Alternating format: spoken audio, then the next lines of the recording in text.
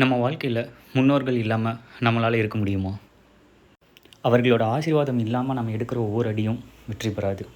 அதனால தான் வருடத்திற்கு ஒரு முறை வர இந்த மாலி அமாவாசை நாளில் நம்மளோட பித்ருக்களுக்கு தர்ப்பணம் செய்கிறதுனால என்னென்ன முக்கியத்துவம் இருக்குதுன்னு இந்த வீடியோவில் பார்க்கலாம்.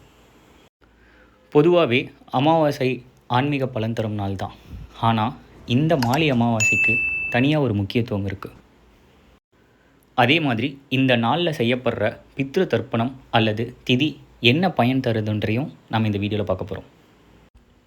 இந்த மாலி அமாவாசை பெரும்பாலும் ஆவணி மாதத்துலேயோ இல்லைனா புரட்டாசி மாதத்துலேயோ வந்து வரும்.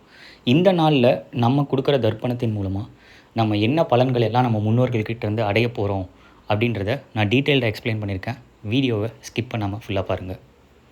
இந்த மாலி அமாவாசை வர அன்னைக்கு மக்கள் அவங்களோட முன்னோர்கள், அதாவது இறந்தவங்க, அவங்க வழி வந்தவங்க முன்னோர்கள் யார் யாரெல்லாம் இருக்காங்களோ அவங்க எல்லாத்துக்கும் ஆற்றங்கரையிலையோ இல்லை கடற்கரையிலையோ இல்லை புண்ணிய ஸ்தலங்களில் இருக்க குளக்கரையிலையோ போயிட்டு அவங்களுக்கு அரிசி, எள், தர்பை கிழங்கு, தண்ணீர் கொண்டு அஞ்சலி செலுத்துகிறாங்க.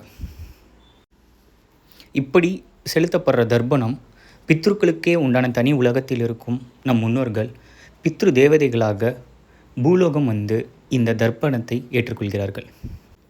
இதன் மூலமாக நம்ம வாழ்க்கையில் இருக்க கர்ம பந்தங்கள் நீங்கி நம்ம குடும்பத்தில் அமைதி, ஆரோக்கியம், முன்னேற்றம் கிடைக்கும். சில நேரம் பித்ரு தோஷங்களால் திருமண தடைகள் கூட இருக்கும் ஒரு சிலருக்கு. அதுவும் நீங்கி திருமணமும் விரைவில் நடைபெறுன்றது ஐதீகம். நீங்கள் இந்த தர்ப்பணம் செஞ்சு முடித்ததுக்கப்புறம் வீட்டுக்கு வந்துட்டு காகங்களுக்கு உணவு வைக்கிறதோ இல்லைனா பசுமாட்டுக்கு அகத்திக்கீரை கொடுக்கறதோ இல்லைனா நீங்கள் தர்ப்பணம் முடிச்சுட்டு வர வழியில் யாருக்காவது அன்னதானம் செய்கிறதுனாலையோ உங்களுக்கு பரிபூரண அருள் வந்து உங்களோட முன்னோர்கள்ட்டேருந்து கிட்டுன்றது அளப்பரிய நம்பிக்கை.